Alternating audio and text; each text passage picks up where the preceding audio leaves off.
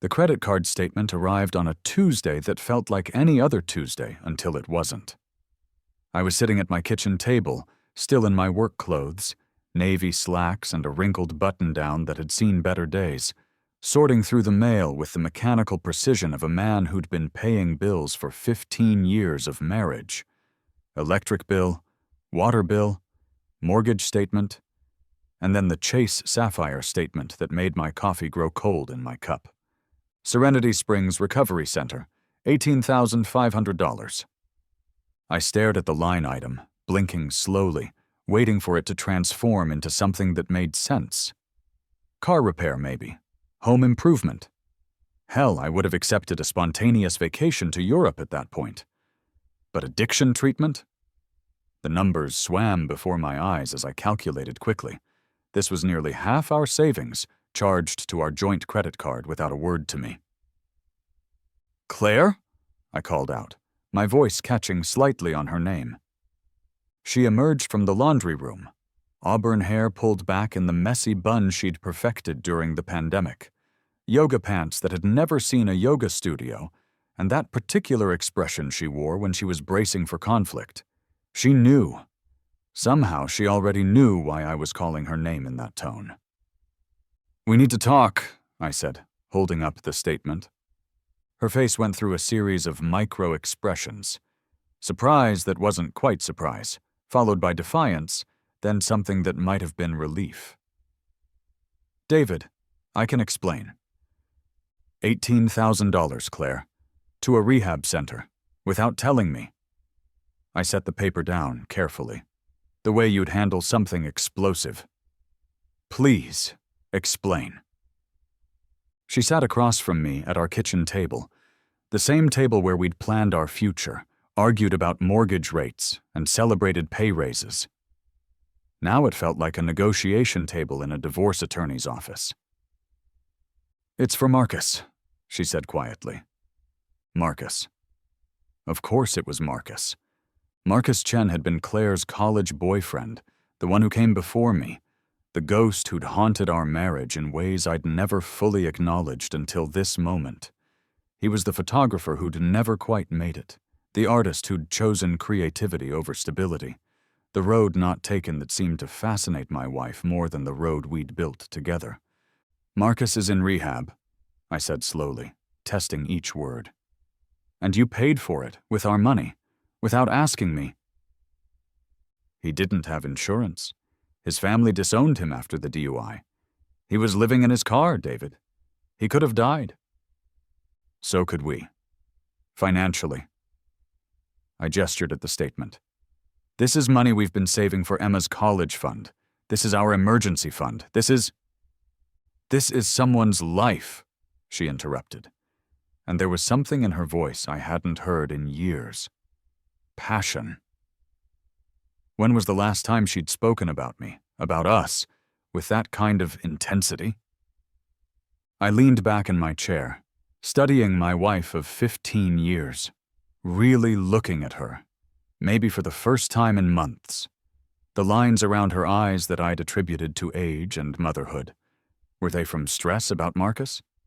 The distracted way she'd been checking her phone, was she monitoring his progress? The increased frequency of her girls' nights out, had those been visits to see him? "How long?" I asked.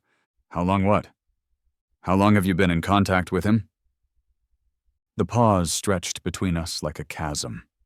In that silence, I heard the hum of our refrigerator, the distant sound of our neighbor's dog barking, the tick of the wall clock that had been a wedding gift from my mother. Normal sounds of a normal life that was apparently not normal at all. 6 months, she whispered. 6 months. Half a year of secret conversations, hidden meetings, financial planning that didn't include the person who shared her bank account. 6 months of marriage that had been built on lies. "Are you sleeping with him?" "David, no, it's not like that." "Then what is it like, Claire? Because from where I am sitting, it looks like you've been conducting a secret relationship with your ex-boyfriend and just spent our daughter's college fund on his rehabilitation without consulting your husband. So please enlighten me. What is it like?"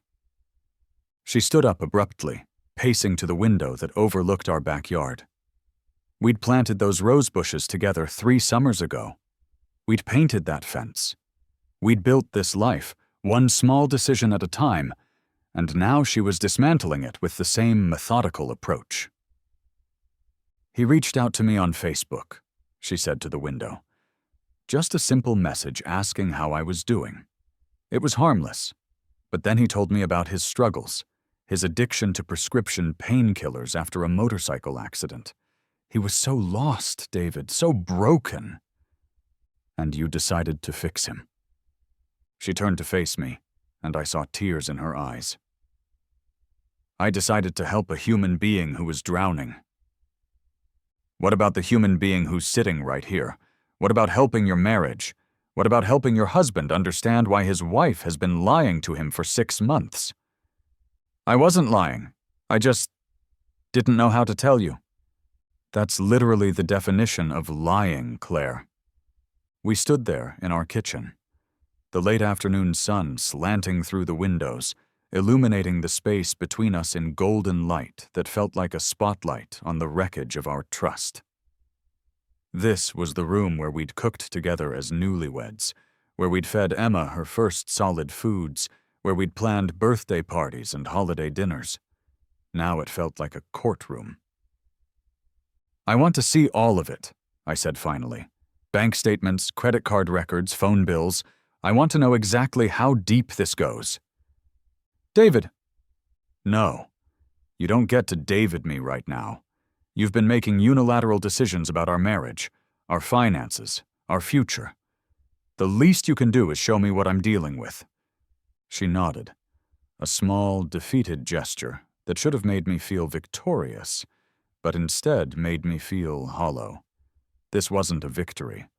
This was the beginning of the end of something, though I wasn't sure yet if it was the end of our marriage or the end of the life we'd been sleepwalking through. That night, after Emma had gone to bed and we'd maintained the facade of normal parents through dinner and homework help, Claire spread the financial documents across our dining room table like a forensic accountant building a case. Credit card statements, bank records, phone logs, and a manila folder full of printed emails and Facebook messages. "It started small," she said, sitting across from me with her hands folded in her lap like a penitent. "Just emotional support. He was in a dark place talking about suicide. I couldn't ignore that." I picked up the first credit card statement from 4 months ago. $200 to Grubhub, delivered to an address I didn't recognize. You were buying him food. He was barely eating, living in his car. Next statement, $500 to a motel chain, hotel rooms. Just until he could get into a program. It was winter, David. He would have frozen. The statements painted a picture of escalating financial involvement. Grocery deliveries, utility payments for a small apartment, medical bills, and finally the massive charge for rehab. Over 6 months, she'd spent nearly $25,000 of our money on Marcus Chen. But the emails were worse than the money. "Claire, you're the only light in my darkness. I don't know what I would do without you. I think about you constantly. About what we could have been if I hadn't been such a coward 20 years ago. Sometimes I wonder if God put me through this hell just to bring you back into my life." And her responses? "You're not alone in this. I'll be here for as long as you need me." I think about those days too. We were good together, weren't we? Maybe everything happens for a reason. I read through months of intimate conversations between my wife and another man, watching their emotional affair unfold in real time through the archive of her deceit. They talked about their shared memories, their regrets, their dreams. They shared inside jokes and references to things that had happened in a life before me. They built an intimacy that felt more threatening than if I'd found explicit photos. "Do you love him?" I asked when I'd finished reading. Claire had been watching me work through the documents, and I could see her measuring my reactions, calculating her responses. It reminded me of the way she negotiated with difficult customers at her marketing job, carefully, strategically, always working toward a desired outcome. "I love who he used to be," she said finally. "I love the memory of him, and I love the person he could become if he gets clean." "That's not what I asked." "I love you, David. You're my husband. You're Emma's father. We've built a life together." "But you're in love with him." The silence stretched between us until it became an answer itself. "I don't know," she whispered. "I honestly don't know anymore." I didn't sleep that night. Instead, I lay in our bed, the bed we'd picked out together at a furniture store in suburban Chicago, the bed where we'd conceived our daughter, the bed where we'd comforted each other through her father's death and my mother's cancer diagnosis, and stared at the ceiling while my wife breathed softly beside me. How long had she been dreaming about Marcus while lying next to me? How many times had she compared the life we'd built to the life she might have had with him? When she touched me, was she thinking about touching someone else? The questions circled in my mind like vultures, feeding on the carcass of my certainty about everything I'd thought I knew about my marriage. At 3 a.m., I gave up on sleep and went to my home office, the converted bedroom where I worked as a software project manager for a healthcare company. It was a good job, stable and well-paying, the kind of career that allowed us to live in a nice suburb and save for Emma's future. The kind of practical choice that Marcus Chen, apparently, had never made. I opened my laptop and did what any betrayed husband in the digital age would do. I Googled him. Marcus Chen, photographer. His website showed artistic black and white portraits, moody landscape photography, the kind of work that looked impressive in coffee shops, but probably didn't pay the rent. His Instagram account told the story of his downward spiral, the posts growing more erratic over the past 2 years, the captions becoming darker, more desperate. The last post was from 8 months ago, a blurry photo of an empty prescription bottle with the caption, "When the cure becomes the disease." I found news articles about his DUI arrest, court documents that were public record, a fundraising page someone had set up for his legal fees that had raised exactly $150 from 3 donors. This was the man my wife had chosen to save with our money, our future, our marriage. The irony wasn't lost on me. I spent my days managing software projects for electronic health records, helping hospitals and clinics organize patient data to provide better care. I was good at fixing systems, identifying problems, implementing solutions. But I'd completely missed the system failure in my own home. Emma found me there at 6 a.m., still in my work clothes from the day before, surrounded by printouts and financial documents. "Dad, why are you up so early?" My daughter at 14 was beginning to look more like her mother every day. The same auburn hair, the same green eyes, the same way of tilting her head when she was curious about something. Looking at her, I could see echoes of the woman I'd fallen in love with in college, before life and routine and apparently secret ex-boyfriends had complicated everything. "Just working on some budget stuff, sweetheart. Why are you up?" Couldn't sleep. I had that dream again about the math test. Emma had been struggling with anxiety lately, the normal pressures of high school amplified by her perfectionist tendencies. We'd been talking about getting her some counseling, but with our savings depleted by Marcus Chen's rehabilitation, that conversation would need to be revisited. "Hey, Em," I said, making space for her on the small couch in my office. "Can I ask you something?" She curled up next to me, still young enough to want comfort from her father, old enough to sense that something was wrong in our house. "Sure." "Have you noticed anything different about Mom lately? Has she seemed distracted to you?" Emma was quiet for a moment, chewing on her bottom lip the way she did when she was thinking carefully about something. "She's been on her phone a lot more, and she's been going out more with her friends, but I figured she was just stressed about work." "Has she mentioned anyone named Marcus to you?"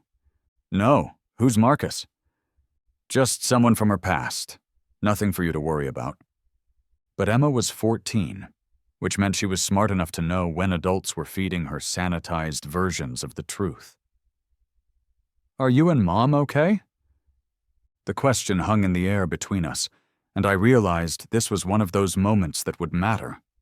How I answered would shape how my daughter understood honesty, marriage, and what it meant to protect the people you love. We're going through a difficult time, I said finally. But we both love you more than anything, and whatever happens between us won't change that. She nodded solemnly, and I could see her processing this information, filing it away with all the other evidence she'd been unconsciously collecting about the state of her parents' marriage. Dad? Yeah? Is this why you've been so sad lately? The observation hit me like a physical blow. I'd thought I'd been hiding it well, maintaining the facade of normal family life, but apparently my 14-year-old daughter had been watching me more carefully than I'd realized. Yeah, I said. This is why I've been sad. She hugged me then, fierce and protective in the way that children can be when they sense their world shifting beneath them. I love you, Dad. I love you too, Em, so much.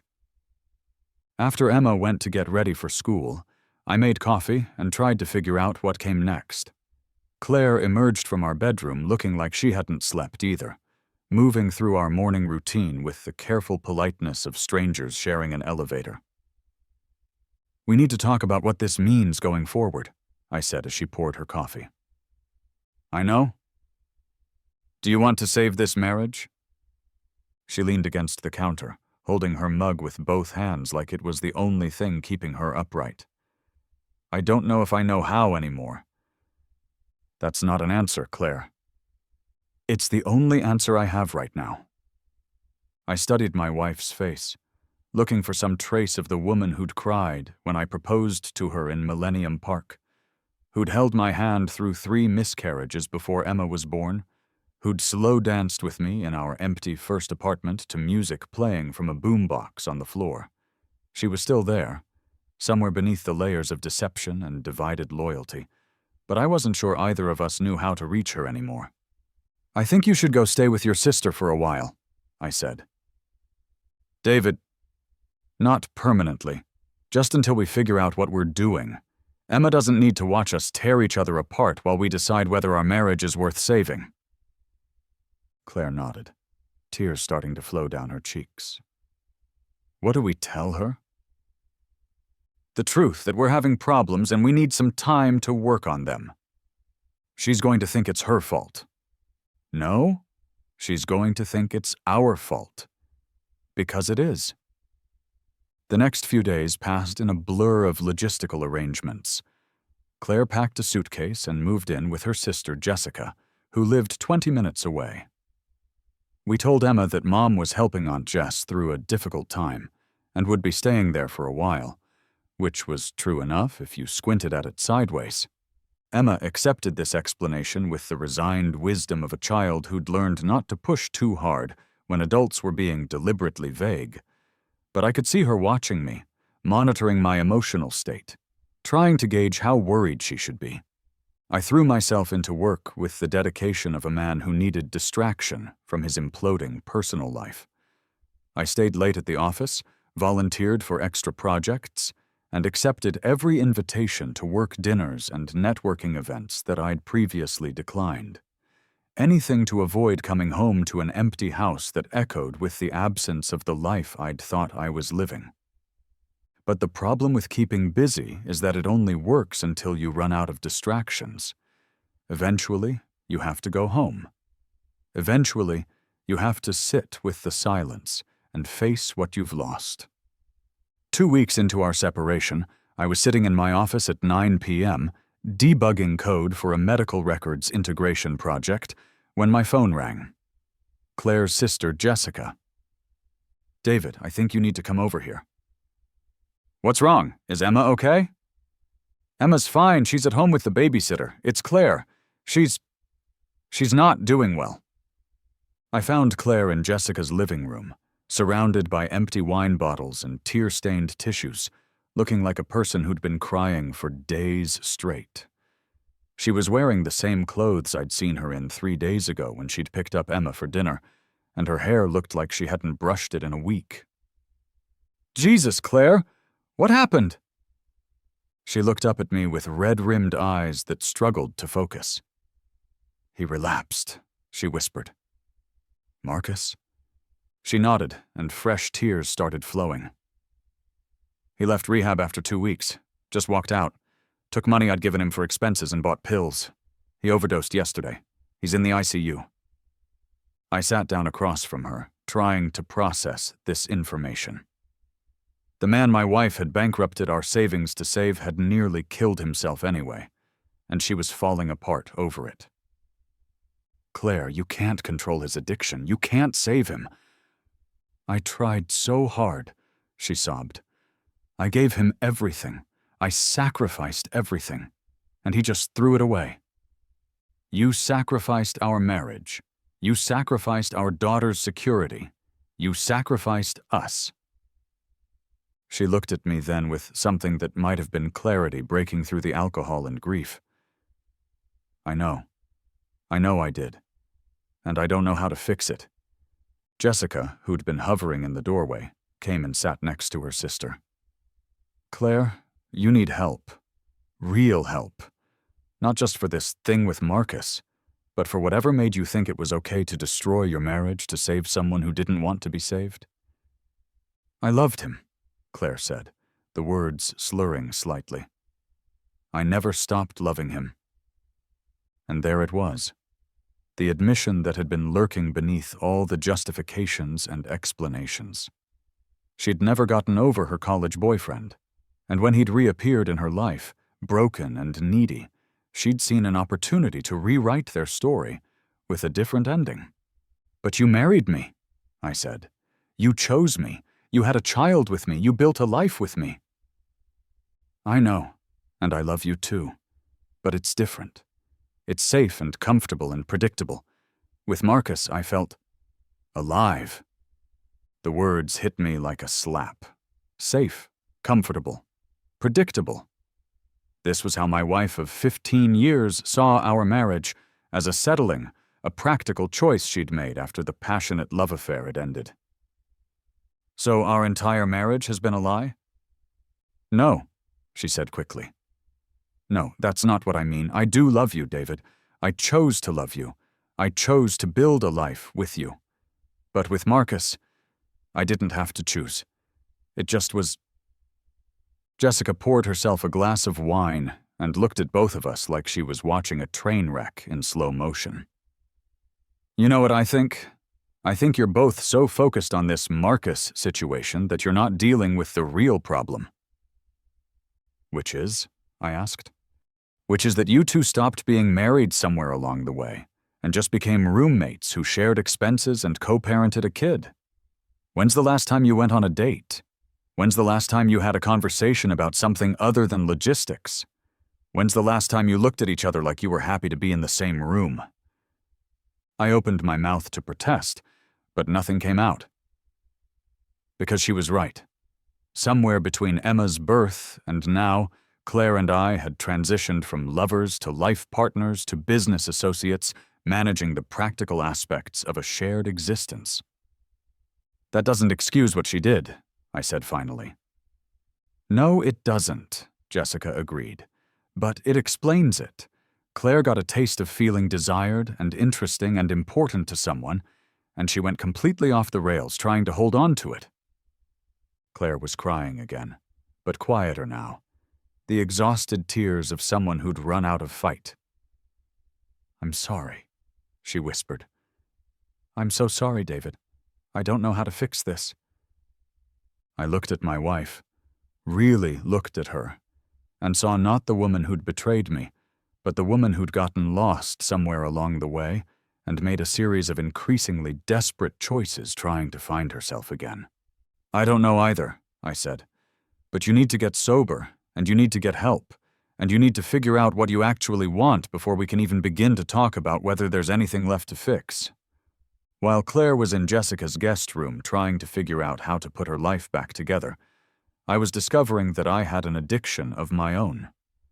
I was addicted to her chaos, to the drama, to the constant emotional crisis that had become the background noise of our marriage. It took me a while to realize this. At first, I thought the obsessive checking of her social media accounts was just vigilance. The constant analysis of her behavior patterns was just protective instinct. The way I couldn't concentrate on anything else, the way every conversation with friends somehow turned into a detailed recounting of our marital problems, the way I'd lie awake at night replaying every interaction we'd had over the past 6 months looking for clues I'd missed. I thought that was just normal behavior for someone whose marriage had imploded. But Dr. Rebecca Martinez, the therapist I'd finally decided to see, had a different perspective. David, you've spent so much time and energy trying to manage Claire's emotions and choices that you've completely lost track of your own life, she said during our 3rd session. When's the last time you made a decision based on what you wanted, rather than how you thought Claire would react? I sat in her comfortable office, surrounded by diplomas and tasteful artwork, and a box of tissues strategically placed within reach, and realized I couldn't answer that question. I don't understand, I said. You've been so focused on being the stable one, the responsible one, the one who holds everything together, that you've forgotten you're allowed to have your own needs and wants and boundaries. You've made yourself indispensable to your family's dysfunction. Are you saying this is my fault? I'm saying it takes 2 people to create the dynamic you've been living in. Claire made the choice to have an emotional affair and drain your savings, but you made the choice to enable that behavior by never setting clear boundaries about what you would and wouldn't tolerate. I thought about this. All the times I'd noticed Claire being secretive with her phone and chosen not to say anything. All the times I'd felt distant from her, but told myself it was just the normal ebb and flow of a long marriage. All the times I'd handled problems by working longer hours instead of addressing them directly. So what do I do now? You figure out who you are when you're not defined by your relationship to Claire's problems. You figure out what you want your life to look like, independent of whether she gets her act together or not. This was harder than it sounded. I'd been David the husband and David the father for so long that I wasn't sure who David the individual was anymore. When I tried to think about my interests, my goals, my dreams, I came up empty. Everything in my life had been filtered through the lens of family responsibility. Dr. Martinez gave me homework. Spend 1 hour every day doing something that had nothing to do with Claire, Emma, or work. Something just for me. The first week I sat in my car in the parking lot of a Barnes & Noble for an hour each day, trying to figure out what I was supposed to do. What did I like? What made me happy? I honestly didn't know. Eventually, I wandered into the store and found myself in the photography section, looking at books of landscape photography. I'd taken pictures in college before practical concerns and adult responsibilities had taken over. I'd been pretty good at it, actually. I'd even had a few photos published in the school newspaper. I bought a camera. Nothing fancy, just a decent digital SLR with a basic lens. Then I started taking walks around our neighborhood, photographing the small details I'd been too busy to notice for years. The way morning light hit the neighbor's garden, the architectural details on the old houses in our subdivision, the patterns of shadows on sidewalks. It was meditative in a way I hadn't expected. For an hour each day, I wasn't thinking about Claire or Marcus or our destroyed savings or our uncertain future. I was just seeing things, really seeing them, for the first time in years. Emma noticed the camera first. "Dad, since when do you take pictures?" "I used to before you were born. I'm just getting back into it." She picked up the camera and looked through the viewfinder, pointing it at me. "Can you teach me?" And just like that, I had something to share with my daughter that had nothing to do with the wreckage of her parents' marriage. We started taking photography walks together on weekends, exploring parts of our city we'd never bothered to visit. Emma had a good eye for composition, and she approached photography with the same intensity she brought to everything else. "You seem happier lately," she said one Saturday as we were photographing downtown murals. "Do I?" "Yeah, less like you're carrying something heavy all the time." It was true. The constant knot of anxiety in my chest had loosened. I was sleeping better. I was more present at work, more engaged with my colleagues. I was remembering that I existed as a person independent of my role as Claire's husband, which made it all the more jarring when she called me 3 weeks later, sobbing. "David, I need help. Marcus is missing. He left the hospital and no one knows where he is. His sister thinks he might try to hurt himself. I can't just abandon him now." And there it was, the gravitational pull of her crisis, the familiar urgency that made everything else seem trivial by comparison. I could feel myself being drawn back into the orbit of her chaos, feel the old patterns reasserting themselves. "Claire, that's not your responsibility." "But what if he dies? What if I could have prevented it and I didn't try?" "What if he lives and you destroy what's left of our marriage trying to save him again?" The silence on the other end of the phone stretched long enough that I wondered if she'd hung up. "I can't just turn off my feelings for him," she said finally. "And I can't turn off my feelings for our marriage, so we're at an impasse." "Are you saying I have to choose?" "I'm saying you already chose. 6 months ago when you decided to spend our money on his rehab without telling me. 3 weeks ago when you told me you never stopped loving him. The question now is whether you want to live with the consequences of that choice or make a different one." Marcus Chen was found 2 days later, passed out in a park bathroom with enough fentanyl in his system to kill 3 people. This time the overdose was intentional. The note in his pocket was addressed to Claire, thanking her for trying to save him and apologizing for not being worth saving. He survived, barely, and was placed on a psychiatric hold at the county hospital. Claire didn't visit him. Instead, she called me. "I think I need to go to rehab," she said. "For what? You're not using drugs." "For whatever's wrong with me that made me think I could save someone who didn't want to be saved. For whatever made me willing to destroy my marriage for someone who was determined to destroy himself." We met at a coffee shop near Jessica's house, neutral territory where we could talk without the weight of our shared history pressing down on us. Claire looked different, thinner, more fragile, but also somehow more present than she'd been in months. "I've been going to therapy," she said. "Dr. Hendricks thinks I have what she calls savior complex. I get emotionally addicted to people who need rescuing." "Is that a real thing?" "Apparently. She says it's common in people who grew up in dysfunctional families, which explains a lot given my dad's drinking problem. I get a sense of purpose and identity from being needed by someone who's broken. It makes me feel important and necessary in a way that normal, healthy relationships don't." I sipped my coffee and tried to process this.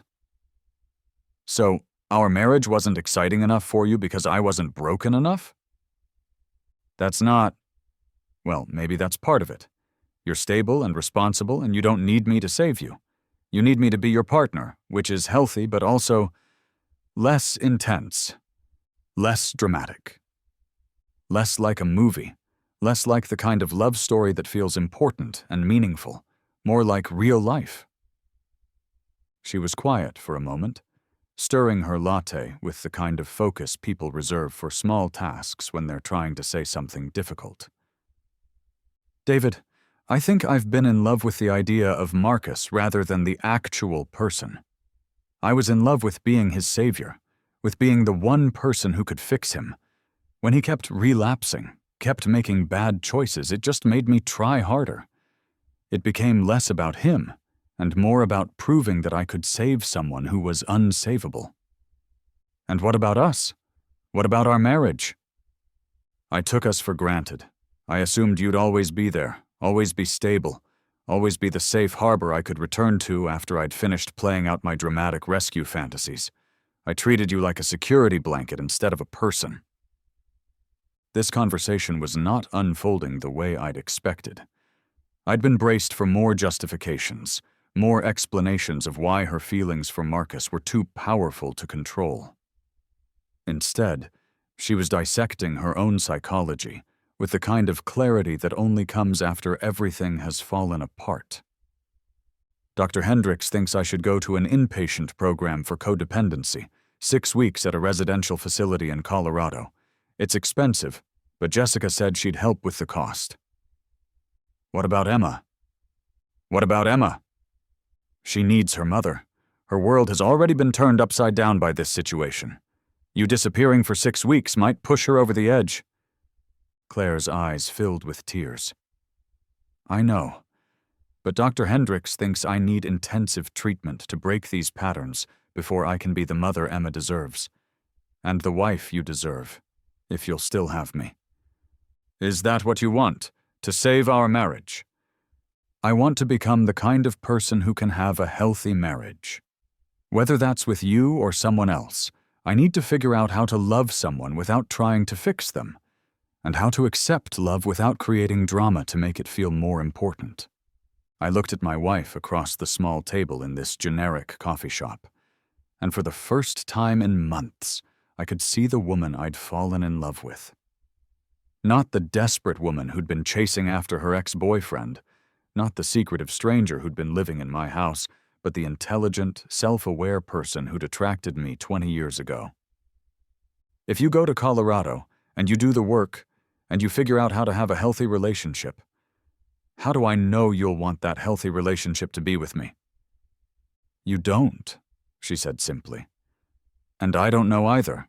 That's part of what I need to figure out, whether I want to be married to you because I love you, or because you're safe and familiar. It was the most honest thing she'd said to me in years. And how do I know I'll want to be married to you?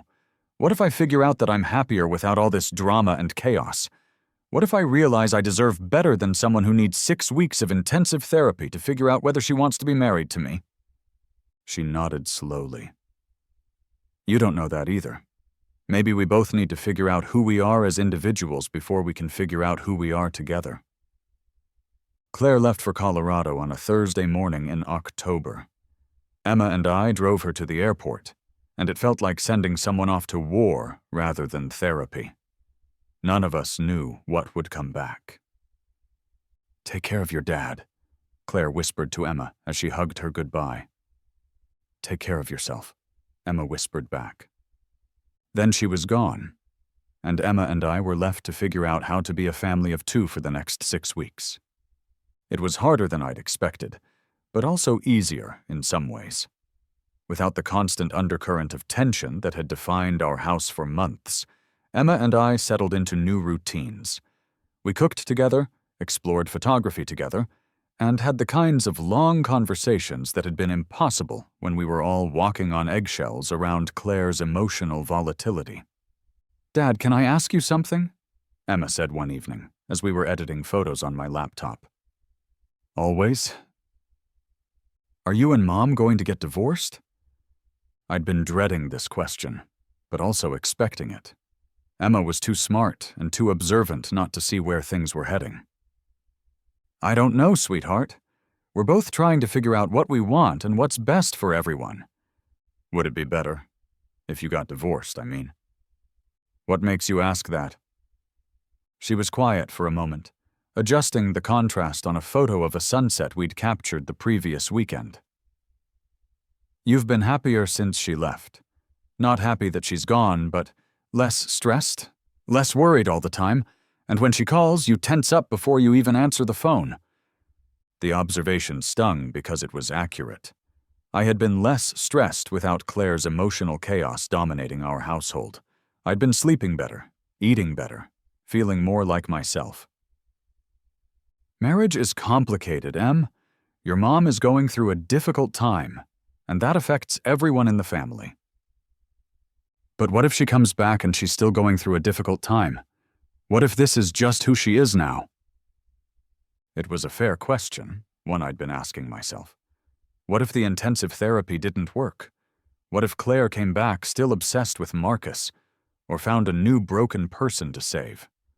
What if this pattern of crisis and drama was simply who she'd become?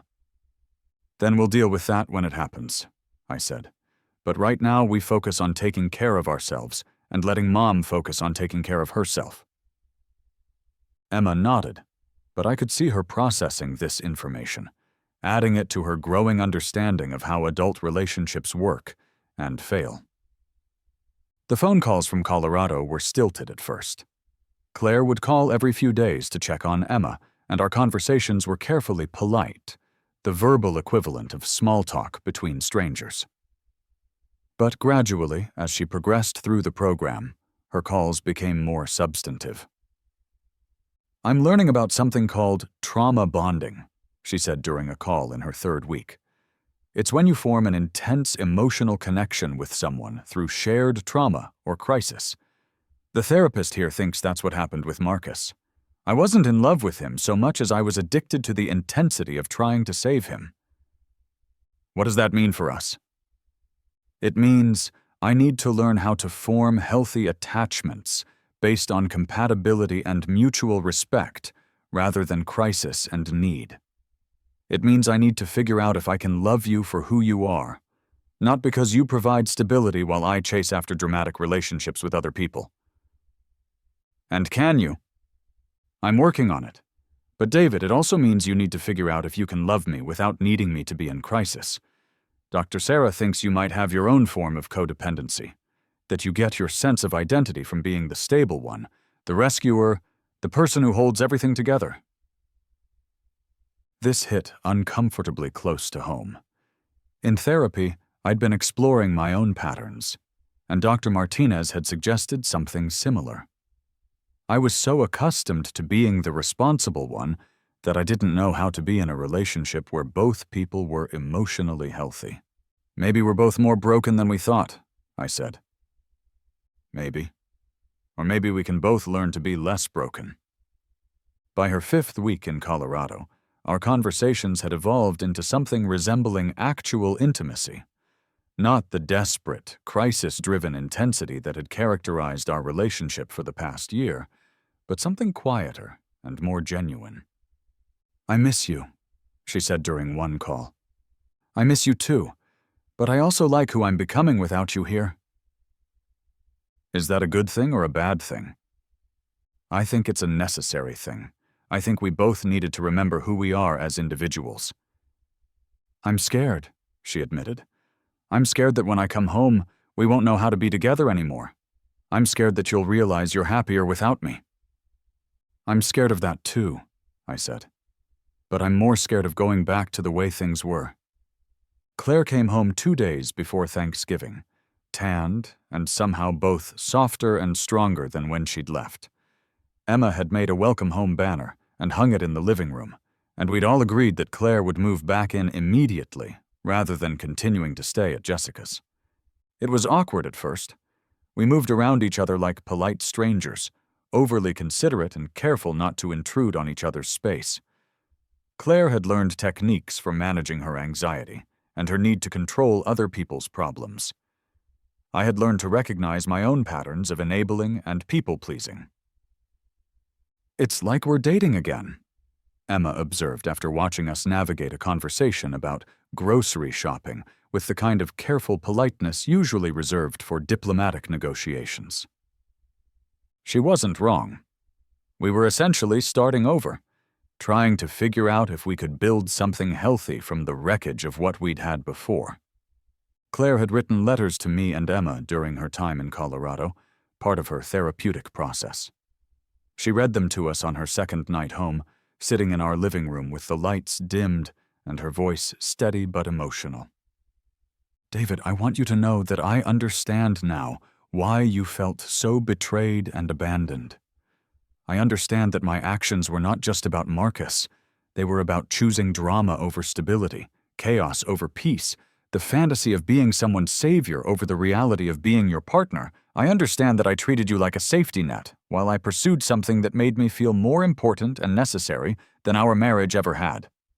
I can't promise that I won't still be drawn to people who need saving. That pattern is deeply ingrained in me.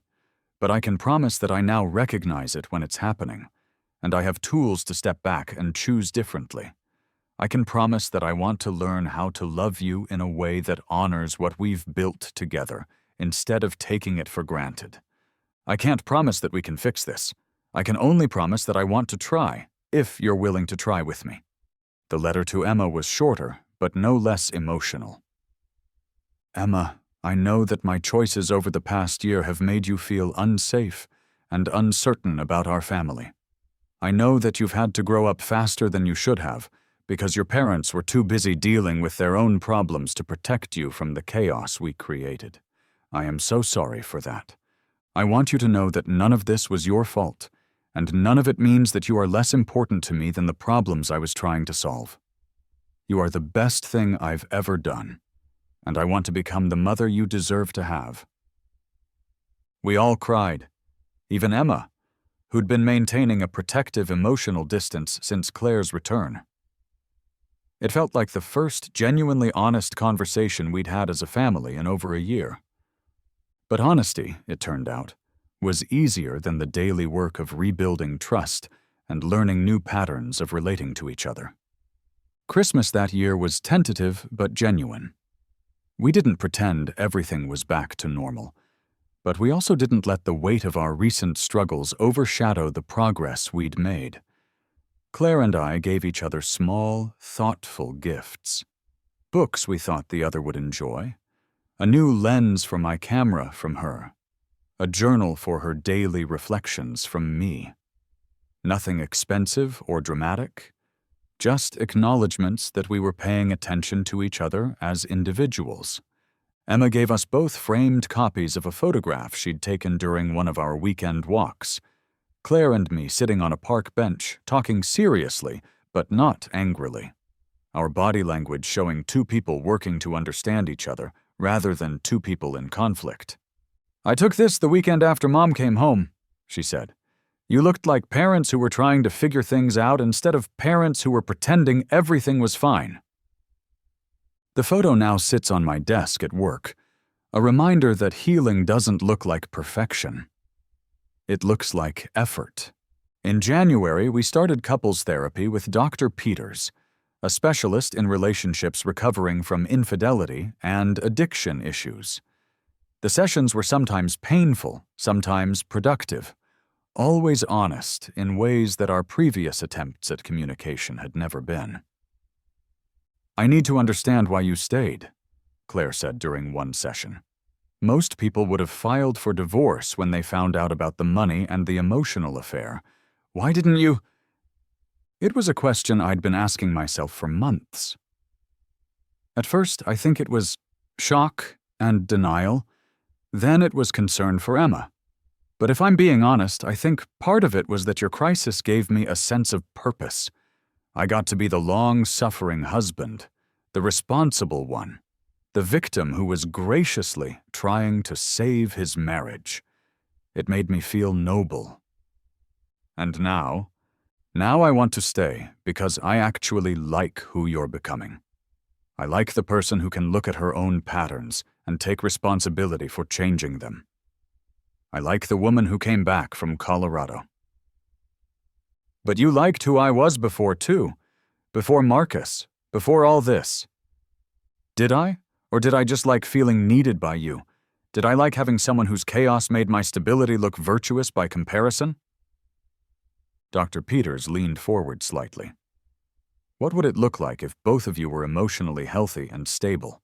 What would your relationship be based on then? It was a fascinating question. If Claire wasn't in crisis and I wasn't rescuing her from crisis, what would we actually have in common? What would we talk about? What would we build together? Compatibility, Claire said slowly. Shared values, genuine affection, the things healthy relationships are supposed to be based on. Do we have those things? I asked. I think we might. But we've been so focused on drama and crisis for so long that we've never really explored them. Dr. Peters gave us an assignment. Spend time together without discussing our relationship problems, Emma's needs, work stress, or any form of crisis management. Just exist together as two people getting to know each other. It was harder than it sounds. Our default mode of communication had become problem-solving and crisis management. When we removed those topics, we had to dig deeper to find things to talk about. But we found them. Claire was interested in art history, something I'd never known about her. I discovered she'd been reading about photography theory since my return to the hobby, trying to understand what drew me to it.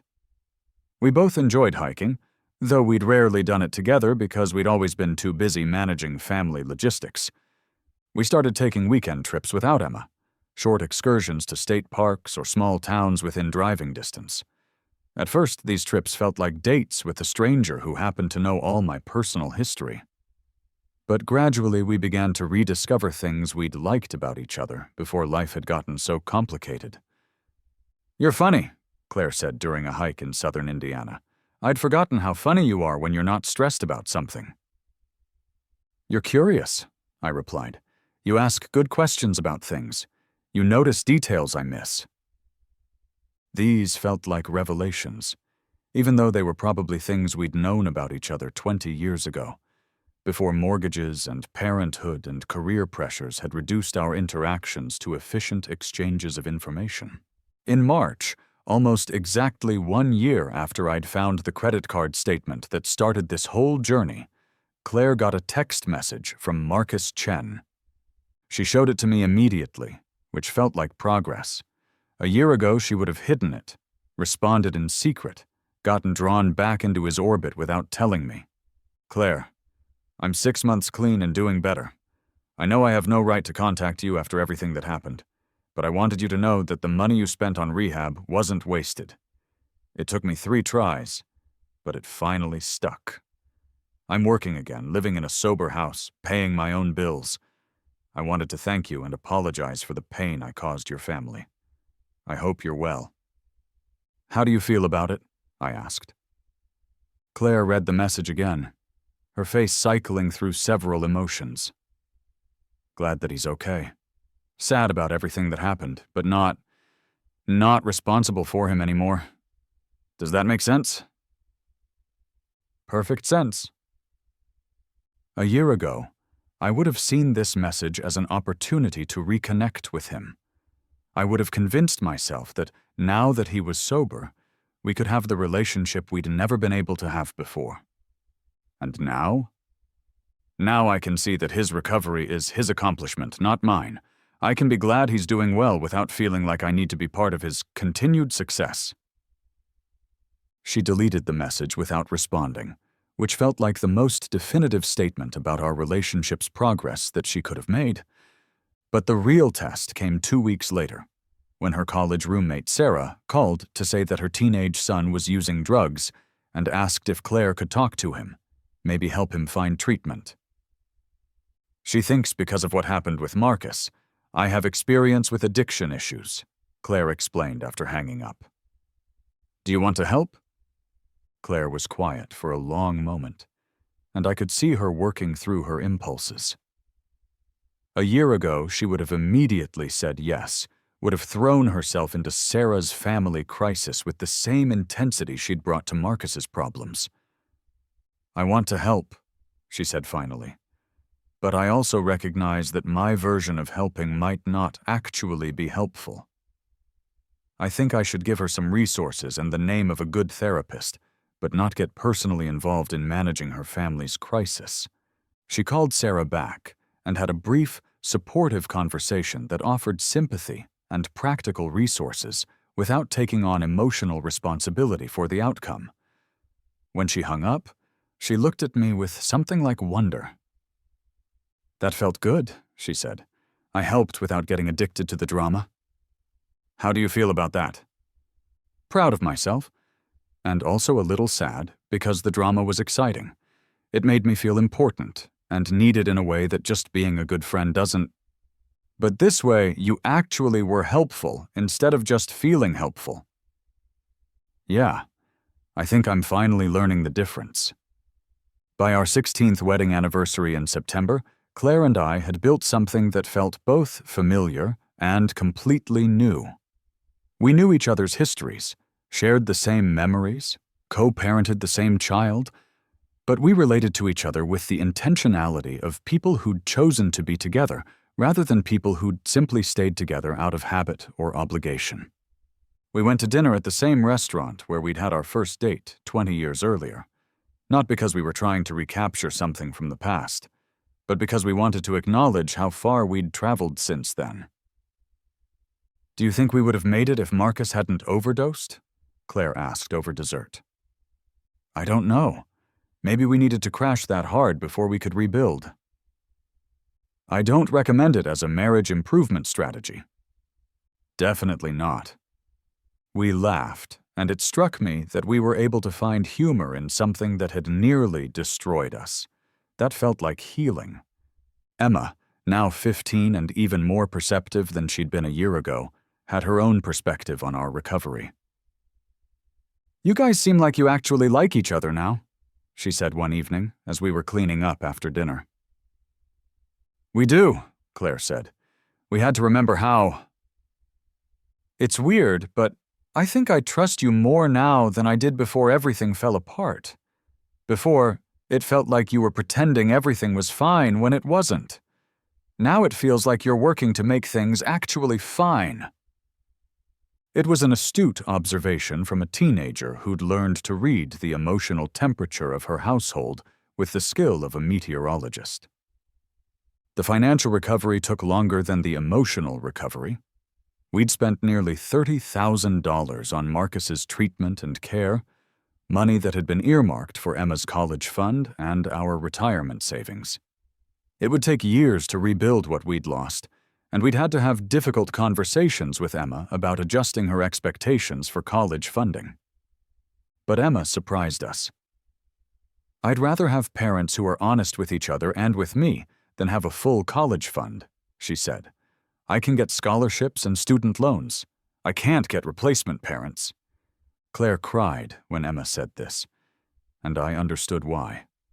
Our daughter had learned something about relationships and honesty and resilience that we'd failed to teach her directly, but that she'd absorbed from watching us work through our problems instead of pretending they didn't exist.